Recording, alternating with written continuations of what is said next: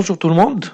Dans cette vidéo, je vais vous présenter un exercice concernant l'augmentation du capital par l'incorporation des réserves.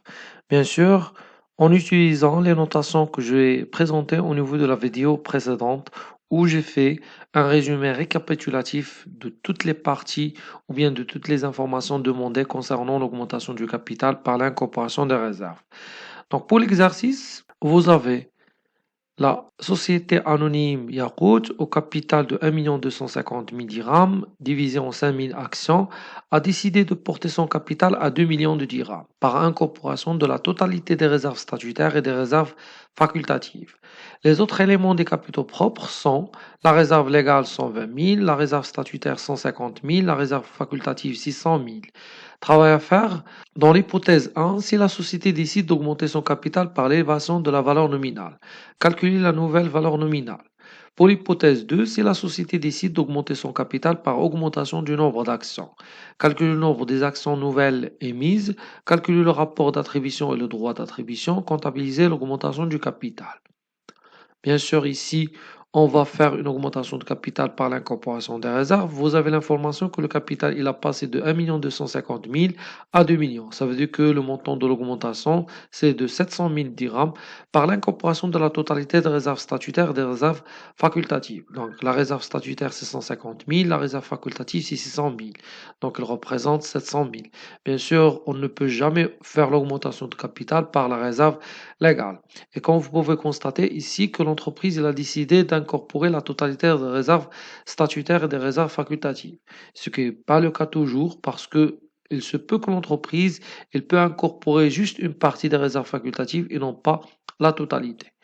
Donc maintenant, si la société décide d'augmenter son capital par l'élévation de la valeur nominale, calculez la nouvelle valeur nominale. Donc vous avez, donc le capital a passé de 1 250 000 à 2 millions. Donc le montant des réserves incorporées au capital, c'est 2 millions moins 1 250 000, c'est 750 000.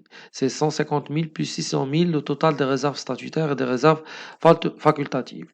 Donc le nouveau capital social après augmentation, ce sera 2 millions. Donc on garde le même nombre des actions, c'est n égale 5000, parce que la société, pour l'hypothèse 1, elle a décidé d'augmenter le capital par l'élévation de la valeur nominale. Donc la nouvelle valeur nominale, elle sera 2 millions sur 5000, ça donne 400 dirhams. Bien sûr, si on va prendre l'ancienne valeur nominale, c'est 1 250 000 sur 5000, il va donner 250 000. Maintenant, la nouvelle valeur nominale, c'est 400 000 dirhams.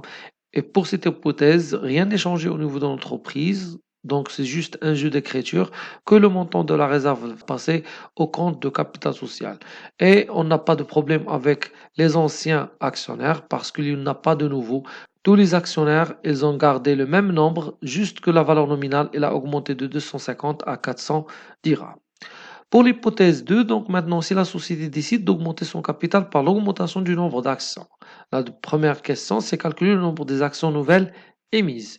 Donc, combien l'entreprise il va émettre de nouvelles actions. Bien sûr, puisque c'est l'incorporation des réserves, donc ces actions elles seront gratuites. Ça veut dire que l'entreprise il va rien encaisser concernant cette augmentation. Donc, le montant des réserves à incorporer au capital, c'est 750 000. Donc, les nouvelles actions émises par l'entreprise, et bien sûr qui seront gratuites, c'est N' égale 750 000 sur 250.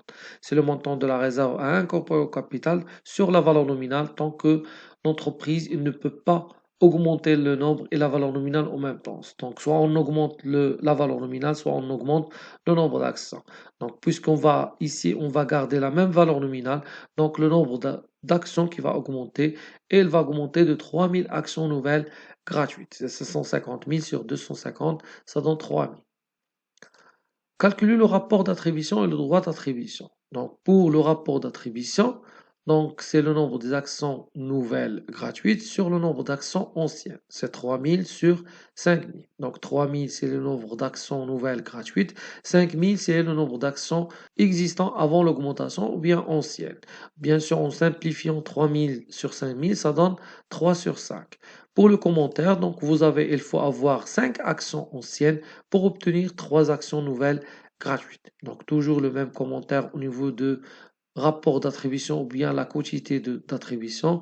Donc, je peux avoir plusieurs commentaires. Ça veut dire que Pour obtenir 3 actions nouvelles gratuites, il faut avoir ou bien il faut posséder 5 actions anciennes. Donc, et toujours quand j'aurai le même sens, ça veut dire que si l'actionnaire il veut prendre 3 actions nouvelles gratuites, il doit posséder 5 actions anciennes. Pour le droit d'attribution, donc on le calcule sur la base de l'ancien actionnaire, ça veut dire que la valeur de l'action avant augmentation moins la valeur d'action après augmentation. Donc on calcule la valeur mathématique avant augmentation. Donc ici il n'est pas donné, mais ce qui est donné c'est les capitaux propres. Donc, je vais le calculer sur la base du total des capitaux propres sur N. C'est 1 250 000, c'est le capital social avant augmentation, plus 120 000, plus 150 000, plus 600 000 sur 5 000. Donc, il donne 2 120 000 sur 5 000, ça donne 424 dirhams. La valeur mathématique après augmentation, donc on le calcule d'après la formule que j'ai donnée au niveau du résumé. C'est n fois v plus n' fois 0 sur n plus n'. C'est 5000 fois 424 plus 3000 fois 0 sur 5000 plus 3000. Donc on a le même capitaux propre puisqu'il n'y a pas des apports nouveaux. Donc c'est juste que, comme je dis toujours, c'est un jeu d'écriture. Ça veut dire que le montant des réserves, ils vont passer au capital social. Donc on n'aura pas de modification concernant le total des capitaux propres, c'est 2 120 000 sur 8 000 parce que la nombre maintenant il est devenu 8 000. Ça donne 265 dirhams. Donc on voit que la valeur mathématique elle a diminué, ça veut dire que la valeur de l'action elle a diminué d'avant augmentation à après augmentation. Donc le droit d'attribution, donc pour un ancien actionnaire, donc on aura la valeur mathématique avant moins la valeur mathématique après, ça donne V moins V', c'est 424 moins 265, c'est 159 dirhams. Pour un nouveau actionnaire, ou bien la deuxième méthode concerne le droit d'attribution pour un nouveau actionnaire, donc pour qu'il va prendre 3 actions, il doit acheter 5 droits d'attribution. Donc, les 3 actions, elles sont gratuites, ça veut dire qu'il ne va rien payer, mais pour les avoir, il faut acheter 5 droits d'attribution pour avoir enfin 3 actions qui vaut 265. Ça veut dire qu'après augmentation. Donc, le DA, donc, ça donne 3 fois 265 sur 5, ça donne 159 et j'aurai le même résultat. Par cette deuxième méthode, au lieu de 3 sur 5, en utilisant N' et N, et j'aurai 3000 fois 265 sur 5000, donc N' fois V' sur N, ça donne aussi 159 dirhams. Là, c'est le droit d'attribution. Pour l'écriture comptable, qu'elle soit pour l'élévation de la valeur nominale ou bien l'élévation de nombre d'actions, j'aurai la réserve statutaire, c'est 150 000. La réserve facultative, 600 000. Au numéro de compte, 1151, 1152.